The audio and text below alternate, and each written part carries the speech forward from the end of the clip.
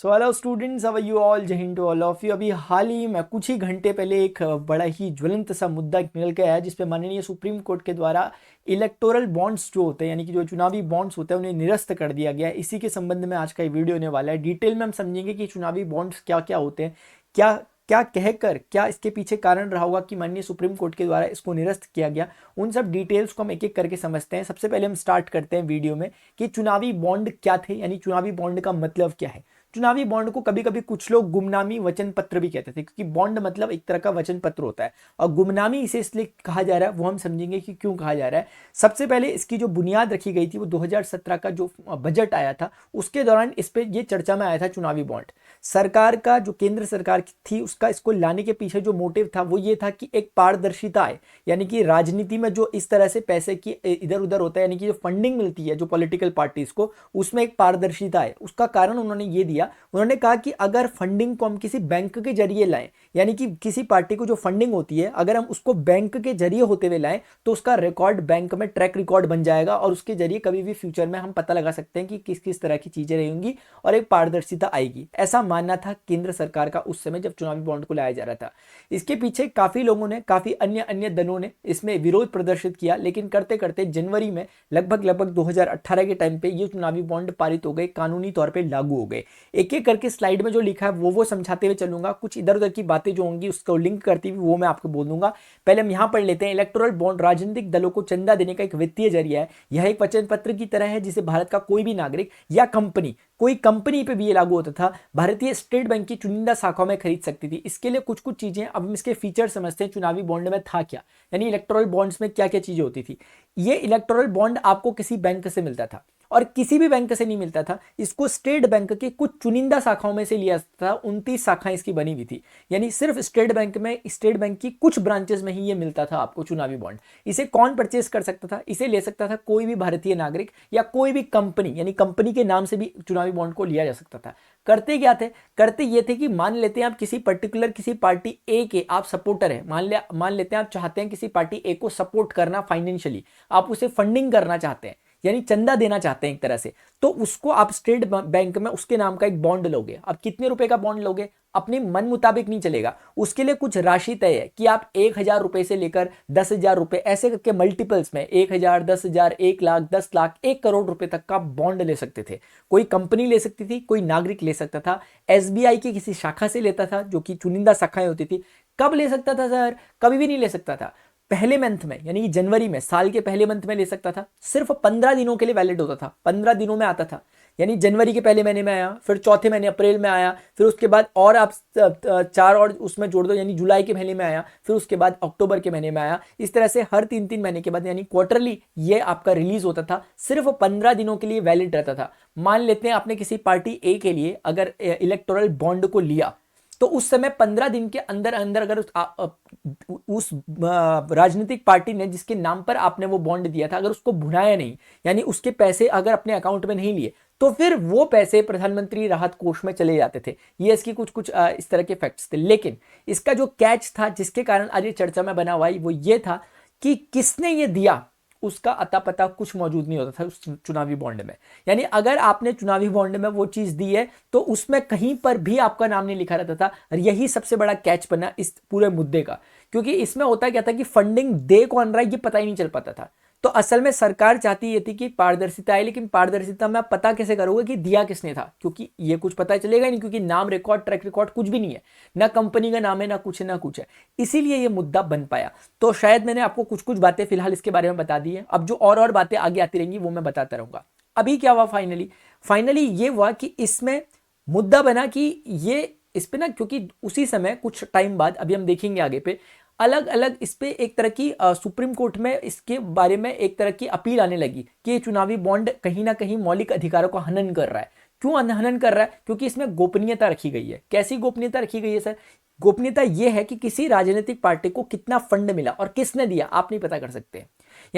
यानी कि अगर किसी ने किसी राजनीतिक पार्टी को इलेक्टोरल बॉन्ड के थ्रू चंदा दिया है तो उसका पता नहीं चल पा रहा है, और वो जो डेटा है वो सार्वजनिक भी नहीं किया जा रहा है। तो जब इसको आरटीआई के तहत, यानी कि राइट टू इंफॉर्मेशन के तहत मांगा गया, तो उस समय इसका कोई जवाब नहीं आया। और अभी हाल ही में अभी जब ये मुद्दा उठा यानी 31 अक्टूबर 2023 से जब माननीय सर्वोच्च न्यायालय ने एक संविधान पीठ का निर्माण किया, तब से जब ये मुद्दा उठा तो सरकार की तरफ से अटॉर्नी जनरल, आपने सुना है अनुच्छेद आर्टिकल 76 में अटॉर्नी जनरल महान्यायवादी का, भारत के महान्यायवादी का जिक्र किया जाता है, जो कि केंद्र सरकार के एक वकील की तरह काम करते हैं, जो कि अभी वर्तमान में आप जानते हैं कि 16वें जो हमारे अटॉर्नी जनरल है, वो अटॉर्नी जनरल ने वेंकट रमणी, उनके द्वारा ये प्रस्ताव रखा गया। उन्होंने अपनी तरफ से ये कहा कि केंद्र सरकार को ये जरूरी नहीं है कि हर बात का जवाब दिया जाए आरटीआई में।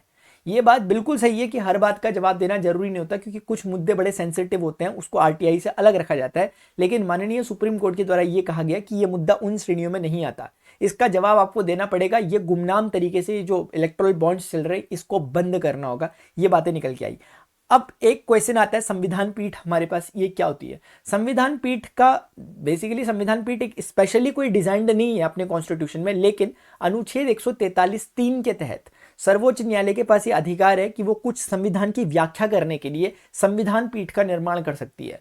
संविधान पीठ का मतलब ये होता है कि जब 5 या उससे अधिक जब मुख्य न्यायाधीश 5 या उससे अधिक जब न्यायाधीश सुप्रीम कोर्ट के मिलते हैं चीफ जस्टिस ऑफ इंडिया की के सानिध्य में, तो उस समय जो पीठ बनती है उसे संविधान पीठ कहा जाता है। इसका मुख्य काम है संविधान की व्याख्या करना जब कभी मामले अटक जाते हैं, जैसे कि यहां पर अटका था।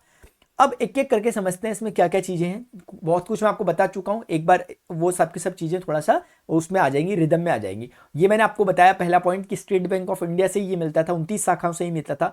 इसमें जो दाता होता था, जो देने वाला होता था, उसका कोई भी जिक्र कहीं से कहीं तक नहीं होता था, इसीलिए ये मुद्दा बना। योजना के तहत मैंने बताया 1000 रुपए से 1 करोड़ रुपए तक के बॉन्ड होते थे, इसके मल्टीपल्स में आप वहां पर दे सकते थे बॉन्ड में रुपए, जो भी राजनीतिक पार्टी को आप चंदा देना चाहते थे। चुनावी बॉन्ड्स की अवधि मैंने आपको बताया कि 15 दिन तक है, और पंजीकृत राजनीतिक दलों को ही यह दिया जा सकता था।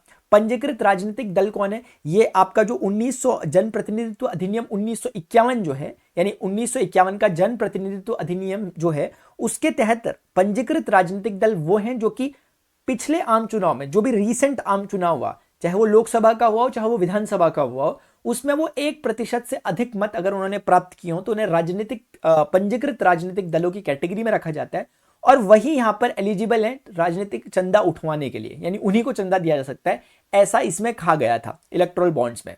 अगली बात यह है कि योजना के तहत मैंने आपको बता दिया कि हर तिमाही में, यानी कि जनवरी में, आपका जुलाई में, फिर अक्टूबर में, जुलाई में, अक्टूबर में, इस तरीके से पैसा इसमें आता था, और आपको 10 दिनों की अवधि के लिए खरीद के लिए उपलब्ध कराया जाता था। महीनों में 10 दिन की अवधि के लिए आता था और 15 दिन के लिए वैलिड होता था। लेकिन कभी अगर चुनाव का सीजन हो, जैसे कि अभी 2024 के चुनाव होने वाले हैं, तो केंद्र सरकार के पास ये अधिकार था कि वो 30 दिनों के लिए इसको चुनावी बॉन्ड्स जो होते हैं, इलेक्टोरल बॉन्ड्स होते हैं, उन्हें छोड़ सकती है, रिलीज कर सकती है कि चुनावी बॉन्ड्स को खरीद सकता है खरीदने वाला।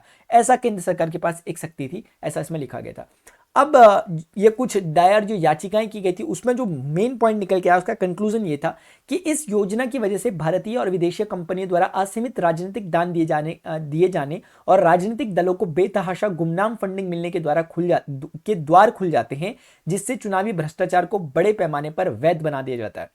क्योंकि इसमें क्या कहा गया, इसमें यह कहा गया कि जब पता ही नहीं चल पा रहा कि पैसे कौन दे रहा, तो ऐसा हो सकता है कि किसी पर्टिकुलर राजनीतिक जो दल है उसको अगर कोई पैसे दे रहा है, तो एक तरह से पैसे की शक्ल में कहीं ना कहीं वो एक तरह से रिश्वत दे रहा है, क्योंकि वो एक तरह से उसको फंडिंग कर रहा है और उसका कोई लेखा जोखा कुछ है नहीं। और फंडिंग कैसे कर रहा है? वो अपनी एक शेल कंपनी बना दे रहा है। शेल कंपनी ऐसी कंपनियां होती है जो सिर्फ कागजी कंपनियां होती हैं, एग्जिस्टेंस में नहीं होती फिजिकल लेवल पे।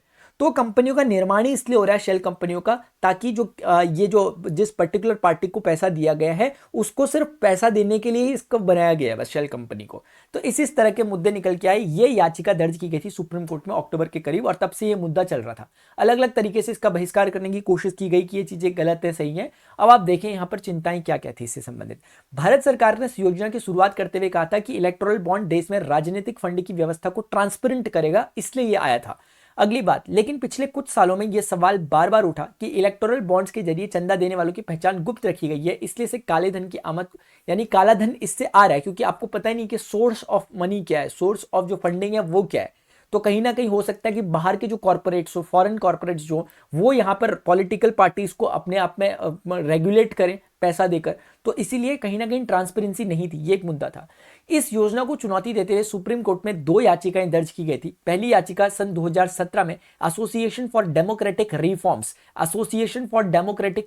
इसे एडीआर कहते हैं शॉर्ट में, और गैर लाभकारी संगठन यानी एनजीओ कॉमन कॉज द्वारा संयुक्त रूप से दायर की गई थी। इन दोनों ने मिलकर इसे किया था, कॉमन कॉज ने और एडीआर ने मिलकर के याचिका दायर की थी। दूसरी याचिका 2018 में भारतीय कम्युनिस्ट पार्टी मार्क्सवादी ने, यानी कि उन्होंने ये दायर की थी। ये 2 बार याचिकाएं दायर हुई है सुप्रीम कोर्ट में। सुप्रीम कोर्ट में दायर याचिकाओं में कहा गया कि इस योजना की वजह से भारतीय और विदेशी कंपनियों द्वारा असीमित राजनीतिक धन, और ये मैंने आपको भी पॉइंट डिस्कस किया था। उसके बाद अगला पॉइंट जो इसमें इंपॉर्टेंट है, माननीय सुप्रीम कोर्ट ने माना कि इस तरह से गुप्त रखना ये कहीं ना कहीं संविधान के मौलिक अधिकारों का हनन है नागरिकों के, यानी अनुच्छेद 19(1)(a) का ये हनन होता है। क्योंकि इसमें कुछ चीजों को अगर आप आरटीआई के द्वारा कुछ चीज पूछना चाहते हो कि किसने दिया आपको, ये राजनीतिक दल से पूछना चाहते हो कि आपकी फंडिंग कहां से आई, यानी राइट टू इंफॉर्मेशन के थ्रू आप पूछना चाह रहे हो क्योंकि आपका मौलिक अधिकार है। लेकिन राजनीतिक पार्टी आपको मना कर दे रही है ये बोल के कि हम जरूरी नहीं समझते आपको बताना। ऐसा ही एक स्टेटमेंट दिया गया था, अभी मैंने आपको बताया अटॉर्नी जनरल के द्वारा, हमारे जो अटॉर्नी जनरल है उनके द्वारा स्टेटमेंट दिया गया था। माना ऐसे बहुत से मुद्दे होते हैं जिन पर आरटीआई लागू नहीं होता, एक्सेप्शन होते हैं, क्योंकि कुछ कुछ देश की एकता, अखंडता और ऐसी कई कई चीजों से, सिक्योरिटी से संबंधित मामले होते हैं जिनमें ये जरूरी नहीं समझा जाता कि उसमें आरटीआई का जवाब दिया जाए। तो यहां पर माननीय सुप्रीम कोर्ट ने कहा था कि ये ऐसा मुद्दा नहीं है कि ये कोई इस तरह की कोई समस्या पैदा नहीं कर देगा अगर लोगों को पता चल जाएगा। इवन ऐसा लोगों को पता चलने से सही मात्रा में लोकतंत्र स्थापित हो पाएगा। इस कारण से सुप्रीम कोर्ट ने इस इलेक्टोरल बॉन्ड्स को खत्म किया। एक छोटा सा डेटा है जिसमें बताया गया कि किस किस तरीके से पैसा, कितना कितना पैसा कितनी कितनी पार्टीज को इसमें मिलता है। ठीक है, तो आप एक इससे डेटा से एक आइडिया लगा सकते हैं। उसके बाद अगला पॉइंट हमारे पास है, क्योंकि आरबीआई ने भी इस पर चिंता प्रकट की थी और चुनाव आयोग ने भी इस पर चिंता प्रकट की थी, उन चीजों को भी हम समझ लेते हैं कि क्या क्या कैसे कैसे यहां पर चीजें हुई है। ठीक है, चुनाव आयोग और आरबीआई की क्या राय थी इसमें। साल 2019 में सुप्रीम कोर्ट के सामने दायर एक हलफनामे में चुनाव आयोग ने कहा था कि इलेक्टोरल बॉन्ड राजनीतिक फंडिंग में पारदर्शिता को खत्म कर देंगे और इनका इस्तेमाल भारतीय राजनीति को प्रभावित करने के लिए विदेशी कॉर्पोरेट शक्तियों के द्वारा किया जाएगा, जो मैं आपको भी बता रहा था। क्योंकि ये स्टेटमेंट है किसका, चुनाव आयोग का। उन्होंने कहा कि इस तरह से अगर फंडिंग होगी तो बेतहाशा पैसा मिलेगा राजनीतिक पार्टी को, पॉलिटिकल फंड्स को, और पैसा होगा तो हो सकता है उसका गलत इस्तेमाल करें। और पैसा उनके पास आएगा कहां से, फॉरेन से, कोई उन्हें फॉरेन कॉर्पोरेट्स फंड करेंगे। वो इसलिए फंड करेंगे क्योंकि अगर फॉरेन कॉर्पोरेट्स की सरकार यहां पर बैठ जाएगी तो फिर उनके लिए काफी आसान हो जाएगा चीजों को चलाना, चीजों को कंट्रोल करना, रेगुलेट करना। इसलिए उन्होंने कहा कहीं ना कहीं ये देश के लिए भी खतरा है, इस तरह की चीजें ट्रांसपेरेंट नहीं है। चुनाव आयोग ने यह भी कहा था कि कई प्रमुख कानूनों में किए गए संशोधनों की वजह से ऐसी शेल कंपनियां, मैंने आपको बताया शेल कंपनियां सिर्फ कागजी कंपनियां जो जिनका कोई एग्जिस्टेंस नहीं है, वो सिर्फ बनी इसलिए रही है ताकि वो इनको फंडिंग वगैरह कर सके। ठीक है, तो कहीं ना कहीं वो एक तरह की फ्रॉड कंपनी है, कहने का मतलब ये है। एडीआर जो मैंने अभी पीछे आपसे डिस्कस किया था, जो डेमोक्रेटिक रिफॉर्म्स करता है, जिसने अभी आपने देखा था कि सीसी के साथ मिलकर जिसने सुप्रीम कोर्ट में याचिका दर्ज की थी, के मुताबिक भारतीय रिजर्व बैंक ने बार बार चेतावनी दी थी कि इलेक्टोरल बॉन्ड का इस्तेमाल काले धन के प्रसार, मनी लॉन्ड्रिंग और सीमा पार जालसाजी को बढ़ाने के लिए हो सकता है।